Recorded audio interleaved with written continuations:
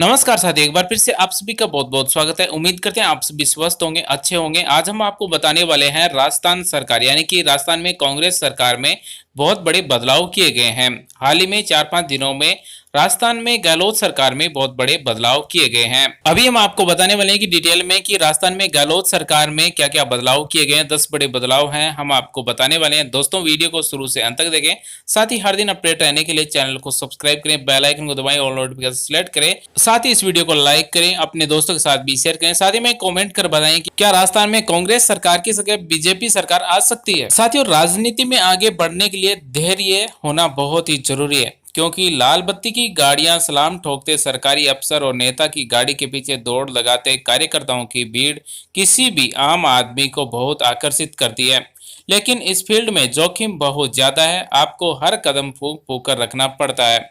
ये राजनीति के लिए सबसे ज्यादा जरूरी है। आप धैर्य रखें, संयम रखें और सियासी महत्वाकांक्षाओं के घोड़ों की ओर लगाम खींचकर रखनी होती है, क्योंकि एक छोटी सी चूक भी सियासी करियर खराब कर सकती है। और ऐसा ही हुआ है राजस्थान के उप मुख्यमंत्री सचिन पायलट के साथ में। वही राजस्थान में कांग्रेस सरकार ने श्री सचिन पायलट को अध्यक्ष पद से हटा दिया गया है। साथ ही राजस्थान में कांग्रेस के अंदर चल रही सियासी उठापटक में मुख्यमंत्री अशोक गहलोत ने सचिन पायलट पर बड़ा एक्शन लिया है। कांग्रेस ने पायलट को प्रदेश अध्यक्ष पद से हटाने के साथ साथ डिप्टी सीएम के पद से भी मुक्त कर दिया गया है।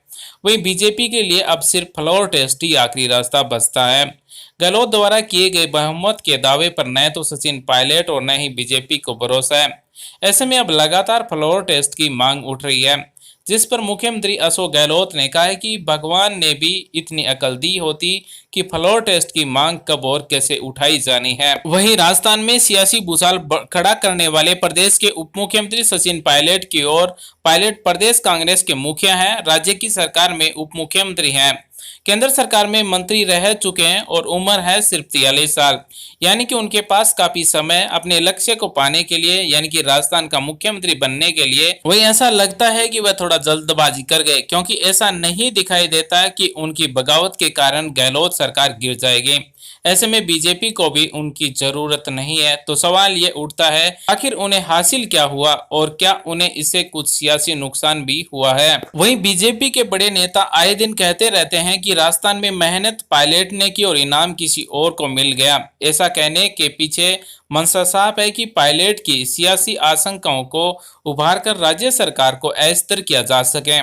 पायलट को राजनीति विरासत में मिली है और उन्हें धूप बरसात में आम कार्यकर्ताओं की तरह दरी बिछाने से लेकर पोस्टर चिपकाने, नेताओं की खुशामद करने और रैलियों में भीड़ इकट्ठा करने और तमाम कामों वाला संघर्ष नहीं करना पड़ा है।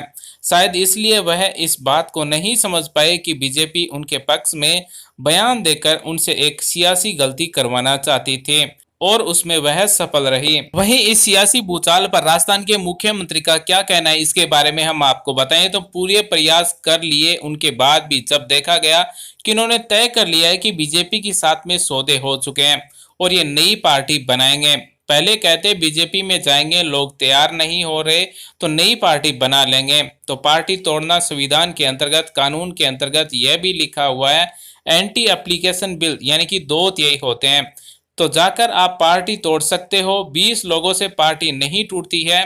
आज जो उन्होंने खेल खेला है 2-3 दिन में, आप बताएं 122 लोग हमारे पास में हैं, 107 लोग कांग्रेस के हैं। आप समझ सकते हैं कि 2/3 कितने होते हैं। तो साथियों, राजस्थान के मुख्यमंत्री ने कहा है कि हमारे पास 122 लोग हमारे पास है, जिसमें से 107 हैं वो कांग्रेस के हैं। अब हम आपको बताने वाले हैं कि राजस्थान के मुख्यमंत्री श्री अशोक गहलोत ने फ्लोर टेस्ट के लिए क्या कहा है। जी साथियों, फ्लोर टेस्ट के सवाल पर गहलोत ने कहा है कि भगवान ने भी इतनी अकल दी होती कि कांग्रेस का कोई विधायक फ्लोर टेस्ट की मांग नहीं कर सकता।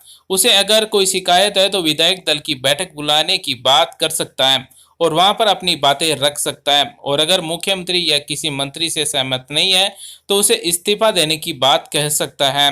सचिन पायलट ने फ्लोर टेस्ट की मांग करके साबित कर दिया है कि बीजेपी के सहयोग से सरकार को गिराएंगे। वही राजस्थान के मुख्यमंत्री श्री अशोक गहलोत ने कहा है कि यह फैसला मजबूरी में करना पड़ा। उन्होंने कहा कि आखिरकार मजबूरी में हाई कमान को फैसला करना पड़ा, क्योंकि काफी समय से भाजपा षड्यंत्र कर रही थी। हम जानते थे कि षड्यंत्र बहुत बड़ा है और हॉर्स ट्रेंडिंग हो रही है। ये स्थिति उसी वजह से पैदा हुई जो हमारे कुछ साथी गुमराह होकर दिल्ली चले गए हैं। तो साथियों, राजस्थान के मुख्यमंत्री ने कहा है कि कांग्रेस का कोई भी एमएलए फ्लोर टेस्ट के लिए मांग नहीं कर सकता। इसी के साथ हम आगे बात करें तो राजस्थान में आखिर में मजबूरी में हाई कमांड को फैसला करना पड़ा, क्योंकि पिछले काफी लंबे अरसे से भारतीय जनता पार्टी जो षड्यंत्र कर रही थी, जिसका आगाह मैंने कई बार किया कि षड्यंत्र बहुत बड़ा है, हॉर्स ट्रेडिंग का षड्यंत्र है और उसमें हमारे किसी नेता को ट्रैप में नहीं आना चाहिए। यह पिछले 6 महीने से षड्यंत्र चल रहा था और हम सबको जानकारी थी कि यह षड्यंत्र बहुत बड़ा है। और साथ ही गहलोत ने कहा कि हॉर्स ट्रेडिंग हो रही है और यह पता चलता रहा है और स्थिति आज पहुंची है। उसी कारण पहुंचे हमारे कुछ साथी गुमराह होकर दिल्ली चले गए और अंदर और विजय के मंसूबे पूरे नहीं हुए। उन्होंने जो कुछ भी खेल खेला था धन बल के आधार पर, जैसे कर्नाटक के अंदर, मध्य प्रदेश के अंदर, राजस्थान में भी वही करना चाहते थे। वो लोग खुला खेल और खुला खेलता था और समझता हूं कि उस खेल में वो लोग मात खा गए, क्योंकि जनता भी समझ गई है। जनता का बहुत बड़ा प्रेशर है, विधायकों पे जो गए वह उन पर बहुत बड़ा प्रेशर है कि आपको हमने चुनाव जिताकर भेजा 5 साल के लिए। मध्य प्रदेश में भी यही हो रहा है कि आप 5 साल के लिए जीत कर गए, 1.5 साल में वापस क्यों आ रहे हैं। तो यह जो स्थितियां बनी है देश के अंदर, बहुत ही खतरनाक स्थिति है। ये राजस्थान के मुख्यमंत्री श्री अशोक गहलोत ने कहा है। वही राजस्थान में कांग्रेस प्रदेश अध्यक्ष है वो गोविंद सिंह डोटासरा जी को बना दिया गया। कांग्रेस पार्टी द्वारा समझ मुझे करता को प्रदेश कांग्रेस अध्यक्ष जैसी महत्वपूर्ण जिम्मेदारी देने पर कांग्रेस अध्यक्ष आदरणीय सोनिया गांधी जी, राहुल गांधी जी, प्रियंका गांधी जी, संगठन महामंत्री के वेणुगोपाल जी, मुख्यमंत्री अशोक गहलोत जी, अविनाश पांडे जी, सूरजवर्दी, इन्होंने सभी का हृदय से आभार और धन्यवाद किया है। इस जिम्मेदारी को मैं पूरी ईमानदारी और मेहनत से निभाने की कोशिश करूंगा। ये राजस्थान के शिक्षा मंत्री गोविंद सिंह डोटासरा द्वारा ट्वीट किया गया है। तो साथियों, राजस्थान में प्रदेश कांग्रेस अध्यक्ष सचिन पायलट को उठाकर राजस्थान के शिक्षा मंत्री श्री गोविंद सिंह डोटासरा जी को बना दिया गया। वही हम आपको बता दें कि राजस्थान में कांग्रेस सरकार ने 10 बड़े अपडेट कर दिए हैं। तमाम महामहिमों के बीच कांग्रेस की बैठक यानी कि कांग्रेस मीटिंग में सचिन पायलट, विश्वेंद्र सिंह और रमेश मीणा को मंत्री पद से हटाने का प्रस्ताव पारित किया है। जी साथियों, दोबारा से आपको बता दें, कांग्रेस की बैठक में सचिन पायलट, विश्वेंद्र सिंह और रमेश मीणा को मंत्री पद से हटाने का जो प्रस्ताव है वो पारित किया गया है। वहीं 2 नंबर सबसे बड़ा अपडेट है। कांग्रेस प्रवक्ता रणदीप सुरजेवाल ने मीडिया को संबोधित करते हुए कहा कि राजस्थान के 4 दिन में घटनाक्रम में सब परिचित हैं। बीजेपी ने एक षड्यंत्र के तहत राजस्थान की चुनी हुई सरकार को गिराने की साजिश की गई है। भाजपा ने धनबल, सत्ताबल, ईडी और इनकम टैक्स विभाग का गलत इस्तेमाल किया है। पूरे देश में देखा कि अशोक गहलोत सरकार के विधायकों को खरीदने की कोशिश की गई है। वहीं 3 नंबर सबसे बड़ा अपडेट है। सचिन पायलट और कुछ विधायक भ्रमित होकर सरकार गिराने की साजिश में शामिल हो गए। उन्होंने मानसरोवर में कैद कर रखा गया है। कि राजस्थान के स्वाभिमान को चुनौती देना है। साथ ही उन्होंने कहा शीर्ष नेतृत्व राहुल सोनिया ने नेताओं ने सचिन पायलट से दर्जनों बार बात की। हमने कहा कि खुले दिल से कहा कि आप वापस आइए, जो परिवार में बैठकर सब सुलझाएंगे। राजस्थान सरकार का 4 नंबर अपडेट है। रणदीप सुरजेवाल ने जानकारी देते हुए बताया कि सचिन पायलट को राजस्थान कांग्रेस प्रमुख पद से भी हटा दिया गया और गोविंद सिंह डोटासरा होंगे नए प्रदेश अध्यक्ष। इसके विधायक गणेश गोगरा को यूथ कांग्रेस का प्रदेश अध्यक्ष बनाया गया। हेम सिंह शेखावत को कांग्रेस सेवा दल का प्रदेश अध्यक्ष नियुक्त किया गया है।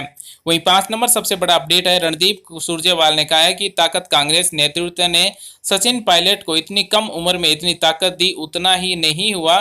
सूत्रों के अनुसार कांग्रेस के पास इस वक्त 102 विधायकों का समर्थन है, जिसमें बीपीटी और निर्दलीय विधायक भी शामिल हैं। वही राजस्थान का इस सियासी दंगल में 6 नंबर सबसे बड़ा अपडेट है। कांग्रेस की बैठक के बाद अशोक गहलोत राज्यपाल से मुलाकात करने के लिए राजभवन पहुंचे, लेकिन इसी बीच बीपीटी के विधायकों ने वीडियो जारी कर कहा कि हमें कैद करके रखा गया। अगर आप बीपीटी के विधायक सचिन खेमे में चले जाते हैं तो गहलोत खेमे के पास 100 विधायकों का समर्थन ही बाकी रह जाएगा। उन्हें बहुमत साबित करने के लिए 101 विधायक की जरूरत है।